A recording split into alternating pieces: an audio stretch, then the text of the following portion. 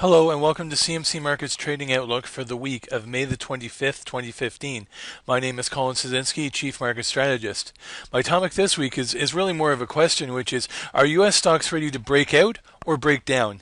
It comes in a really interesting point, considering that we're coming off a week where major U.S. indices consistently hit new all-time highs, particularly the Dow and the S&P.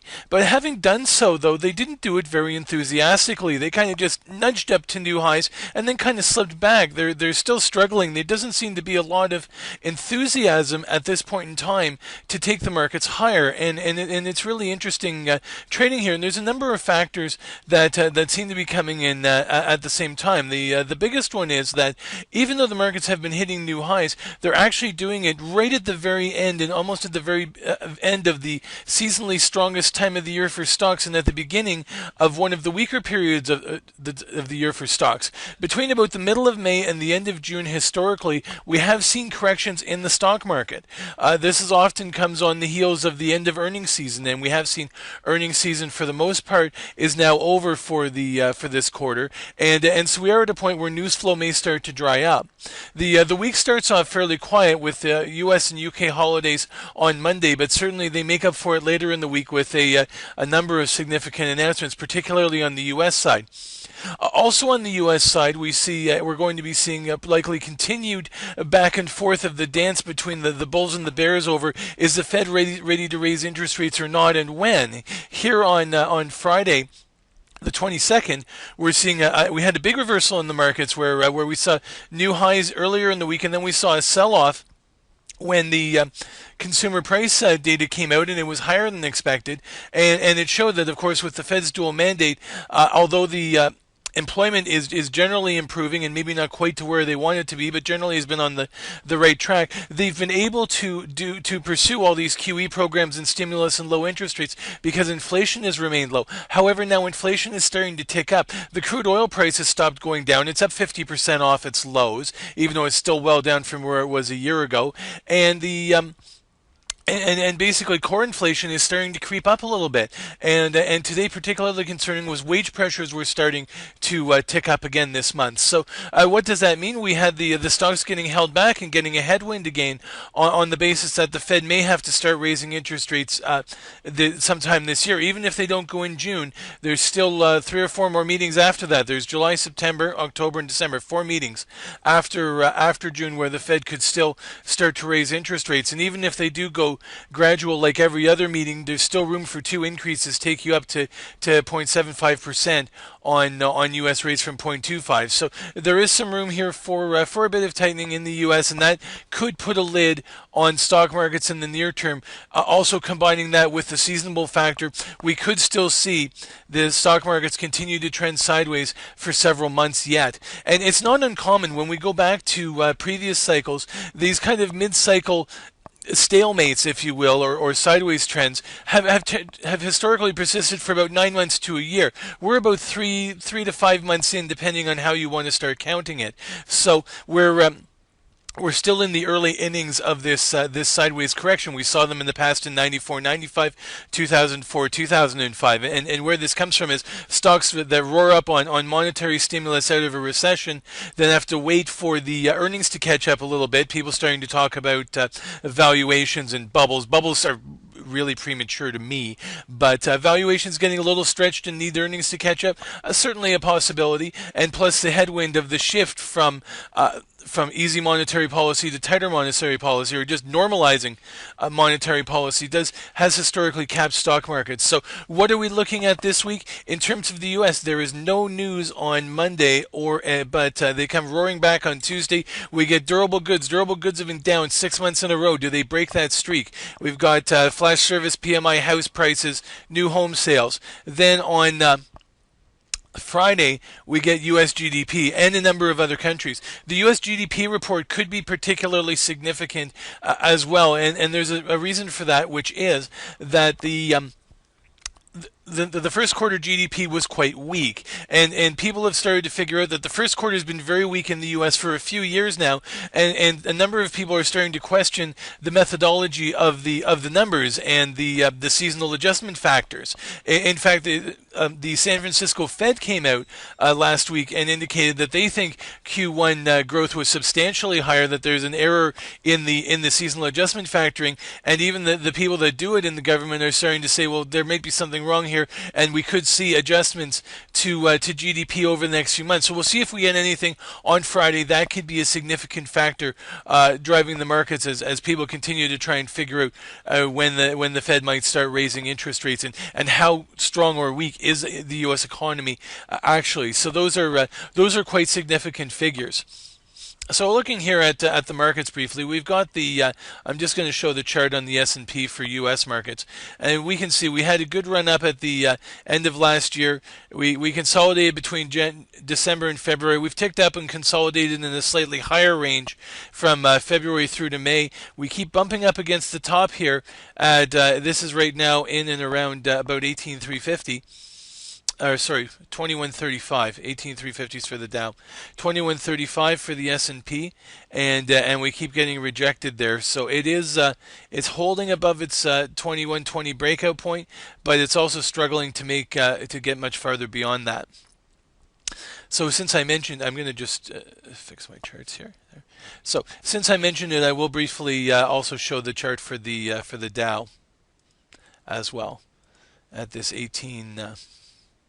350, 360 area. So if we bring this one up, we can see that again we had this. It's a little bit more volatile than the S&P, but one consolidation range here, November to February, a little higher range, February to May. We're kind of just above the top of that, but struggling to get much farther. That's 18,270, 18,360. If we did see things start to roll down, we could get a correction in June. Is not unheard of in stock markets. Often we get a correction between mid-May and June, a rebound in July, and then mid-August to mid-October is the seasonally weakest time of the year for stocks historically. Just looking quickly here at the client sentiment, we can see that clients have been net short on the Dow. Just to note, although this seems to be easing back a little bit, let's take a quick peek at sentiment on the S&P. Same kind of thing. Clients here on the S&P still remain fairly sizably net short, and with position value even more than the number of clients tells us that the people that are shorted have got some pretty strong conviction because they've been doing it in larger size. I'm also going to just talk briefly about the U.S. dollar here. The U.S. dollar has given us a bit of a bounce in the last few days as people start to realize that this correction here, which was overdue, appears to have run its course. We are seeing the U.S. dollar starting to rebound as some of the expectations become a little more mixed again on when the Fed might start raising interest rates. Things had gone fairly more dovish for a while. Now the hawks are starting to come back in, and we're seeing the U.S. dollar index starting to climb once again. It's back above 95, above 96, the top of this trading channel. Next resistance around 97, and that's around 98, 50, 60. And what is that telling us about gold?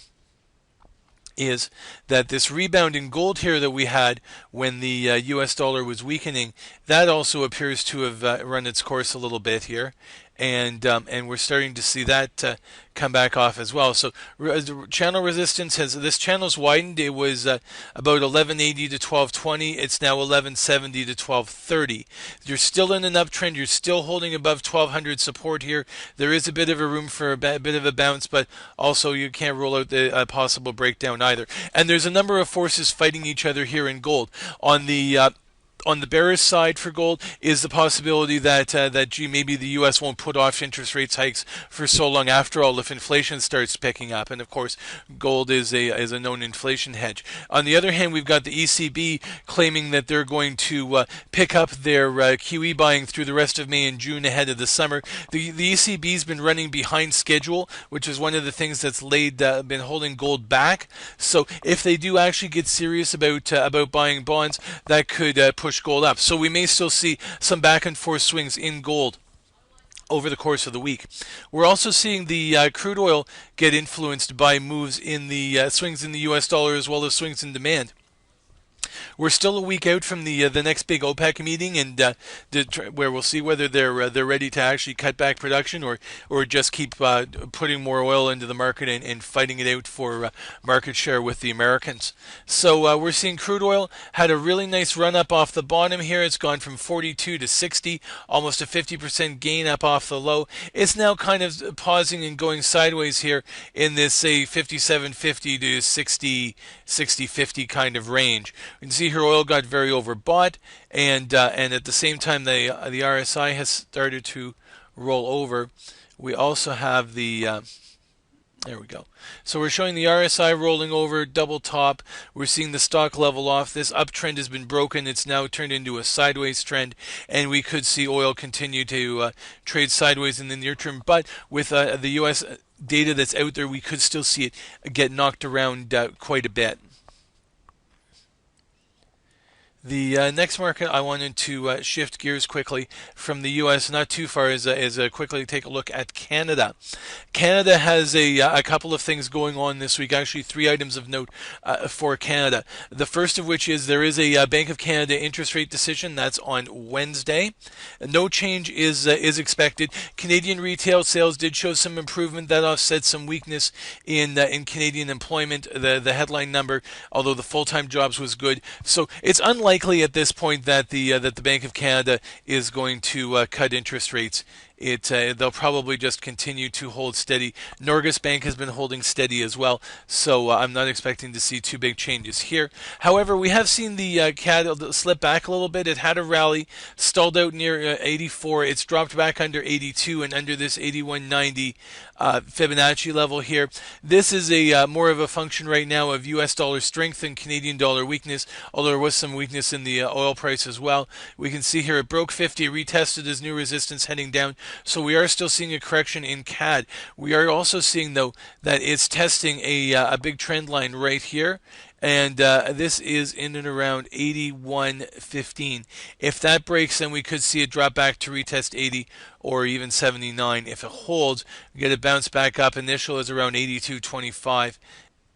Continuing with Canada, we may also see the loonie active this week with the release of Canadian producer price numbers, and we also have Canadian GDP coming out at the same time as U.S. GDP on Friday. So we are looking at a potentially quite active week for the loonie. We'll just flip this over for a second and show U.S. dollar CAD. We'll see that it had been working its way lower, but it actually has started to pick up here on Friday. It has broken out above. This was a small symmetrical triangle. Broke out here over 122.60. It's broken out here over 123. It's now up into this congestion zone between 123 and 124. There's a 50-day moving average and a former support level. So we could see quite a bit of activity in dollar CAD this week. On top of the Canadian dollar, it's also earnings week for Canadian banks, so that could influence trading in the TSX as well. Overall, the banks have been fairly quiet. I'm just going to show Bank of Montreal, which is one of the first ones to report, as an example here. We had seen the banks have pretty much been drifting over the first part of this year, and this is Bank of Montreal, Bank of Nova Scotia. Here also been drifting lower of late. Let's take a look at Royal Bank of Canada. Pretty steady over the last few weeks. TD Bank, same thing, and finish with CIBC. So, earnings for the Canadian banks this quarter. The Canadian economy appears to be generally okay overall. What we'll be watching for, will be the loan loss provisions related to the oil and gas sector, and also related to housing in Alberta, which is the oil-producing region of Canada. The banks with exposure to mortgages in that part of the country will be seeing if they're noticing any impact of that, of the slowdown in the oil patch on their operations and how exposed they are. The other piece for the Canadian banks is from their international operations. With the loonie substantially lower than it was a year ago, that's a net positive for earnings as the profits from overseas operations come back at a more positive level, a higher level in Canadian dollar terms. It's the opposite of what's been going on with the U.S. companies. With the U.S. companies, the higher dollar has been holding their earnings back. With Canadian companies, Canadian multinationals, the lower dollar helps their bottom line. So those are the two forces that we'll see likely influencing the Canadian bank earnings. Just to shift gears a little bit now, the other country that's in significantly in focus this week is Japan. It's the main week for monthly data out of Japan, so we could see some action in their markets. We're coming off of a Bank of Japan meeting where once again they didn't really make any changes. There was one dissenter who wanted to cut the pace of their quantitative easing program, but it was still another 8-1 vote. So for the moment, the Japan just still continues to be working along here. But some of the recent figures we did see out of Japan were such as GDP and purchasing managers were starting to show some signs of improvement. So we'll see if that continues into the full monthly basket of indicators. Right now, dollar yen is bumping up against the high end of this 118.50 to 122, basically 122 trading channel here. This has again been on U.S. dollar strength more than yen weakness. So we'll see, does it actually be able to blast through that or not? We'll also take a quick peek here at the Nikkei. The Asia Pacific markets have been very strong again in the last week or so. We had seen another breakout to an all-time high for the Nikkei, and it has continued to carry higher so far. Now, while the U.S. Has been struggling here, the Japanese markets have continued higher, and in fact, if we look here, they actually are accelerating up out of a bit of a downtrend. I'll actually draw that line here to just to show what we're seeing here, which is that we had a downtrend in momentum. It's actually broken out of that and turned up, broken out of a channel and turned up. So overall, right now, sentiment towards Japanese markets has been positive. We'll see if the economic data is enough to keep the party going or not. And I'll just show the Hang Seng as well, so we can look at China as well. Could be of interest, but let's take a look here and see what we've got. Is that the similarly, right, we had a slowdown in momentum here, some consolidation starting to perk up here for the Hang Seng and starting to perk up here on the index as well. So these are some of the main things that are going on in the coming week. We are coming off as I said, a holiday to kick off the week in the U.S. and UK. So we could see significant action crammed into the last 4 days, particularly with so many companies reporting GDP. As we get to the end of the week, on Thursday we have GDP for UK and Spain. Friday, U.S., Canada, Italy, Greece, Sweden, Brazil. So it is a big week. GDP is really in focus as well as some of the U.S. data. So even though we may get off to a quiet start to the week, it does look like a week where we could see significant trading action and opportunities.